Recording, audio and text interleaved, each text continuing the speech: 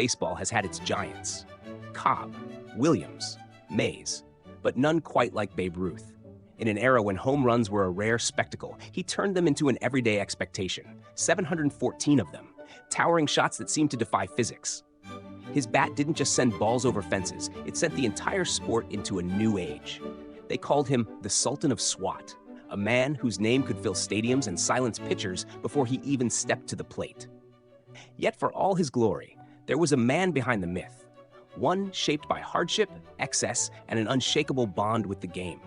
What made Babe Ruth not just the greatest player of his time, but the legend who still stands alone in baseball's pantheon?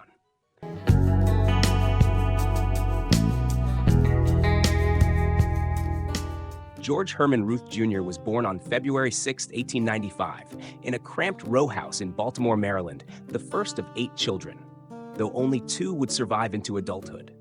His parents, working long hours in their family saloon, had little time to watch over their restless, mischievous boy. By the time he was 7, Ruth had skipped school too often, wandered the streets, and learned habits far too adult for his age. At just 7 years old, his parents made a decision that would alter his life forever. They sent him to St. Mary's Industrial School for Boys, a reformatory and orphanage run by the Xaverian brothers. It was a strict, almost monastic place, where discipline was meted out with as much force as education. Yet inside its high brick walls, young George found something unexpected, a refuge in the game of baseball. Under the patient guidance of Brother Matthias Boutelier, Ruth learned to channel his boundless energy into the diamond. The tall, imposing monk taught him the mechanics of hitting and the craft of pitching.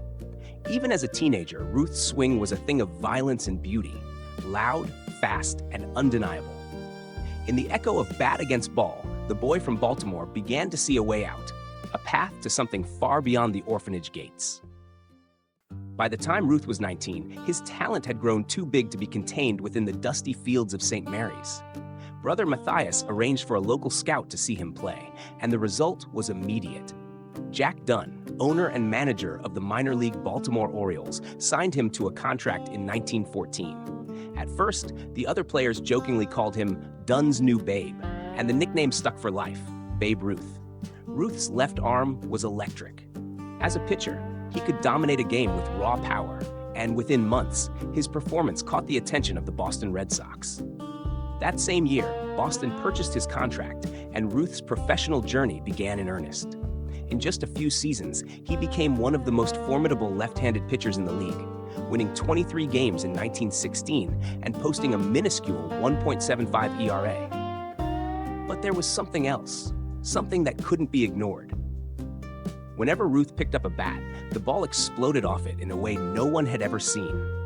His home runs weren't just clearing fences, they were clearing entire ballparks, sending crowds into frenzies. The Red Sox began to use him more in the lineup, and his batting eclipsed even his stellar pitching. Then came the moment that would change baseball history.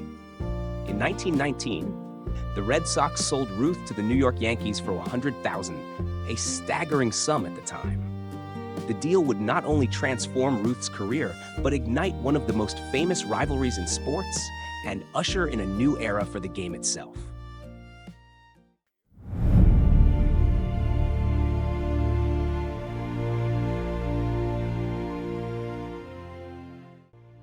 When Babe Ruth put on the pinstripes of the New York Yankees in 1920, he didn't just join a new team, he ignited a revolution. That first season in New York, he hit an unheard of 54 home runs, more than any other team in the American League managed that year. He wasn't merely hitting home runs, he was redefining what baseball could be. The Yankees, once a middling club, became the most feared lineup in the league, drawing record crowds wherever they played. Ruth's swing was a spectacle in itself, an all-out, full-bodied lash that seemed to channel every ounce of his frame into the ball. Fans came not just to watch the Yankees win, but to witness Ruth at the plate, the way you'd watch an artist paint or a storm roll in. Over the next decade, he would lead the league in home runs 12 times, claim 7 World Series titles, and set the single-season home run record at 60 in 1927, a mark that would stand for 34 years. That 27 Yankees team, famously dubbed Murderer's Row, remains one of the greatest in history. With Ruth and Lou Gehrig anchoring the lineup, they overwhelmed opponents with a blend of power and swagger the sport had never seen. Yet Ruth's impact wasn't just statistical. He was a walking headline, a man who brought baseball into the radio age, into living rooms, into the national conversation. He became the face of the Roaring '20s, signing endorsement deals, starring in films, and embodying the era's larger-than-life spirit. In every way, Ruth made baseball bigger. Bigger swings, bigger crowds, bigger dreams. And in doing so, he cemented his place as the sport's first true global superstar. Behind the towering home runs and roaring crowds, Babe Ruth lived a life that often mirrored the excess of his era. The same boundless appetite that drove him on the field spilled over into his personal life. Lavish parties, endless banquets, and late nights that sometimes blurred into early mornings. His love for food, drink, and indulgence became legendary, and while fans adored his larger-than-life persona, the toll on his body was undeniable. His weight fluctuated wildly, and there were stretches when his conditioning slipped so far that it affected his play. Managers and teammates sometimes grew frustrated, but Ruth's bat had a way of silencing most criticism. Still, there were clashes, most notably with Yankees management over discipline and salary disputes. In 1925, after a spring training marked by illness and speculation about his lifestyle, Ruth was hospitalized for what newspapers dramatically dubbed the bellyache heard round the world. Officially, it was gastritis. Unofficially, it was the price of years spent living without limits. The twilight of his career was bittersweet. By 1934, his reflexes had dulled, his speed had vanished, and the game was catching up to him. In 1935, he signed with the Boston Braves, hoping for one last spark, but the magic was fading. Though he managed a final, unforgettable burst, a 3-homer game at Pittsburgh's Forbes Field, it was clear that the Sultan of Swat was nearing the end. The cheers were still loud, but they now carried a tinge of farewell. Babe Ruth retired in 1935, but his presence in baseball never truly left. In 1936, he was part of the inaugural class inducted into the Baseball Hall of Fame, a fitting home for a man who had reshaped the game itself. His career numbers: 714 home runs, a .342 batting average, an OPS of 1.164, remain almost mythical, achieved in an era when the very idea of such power seemed impossible.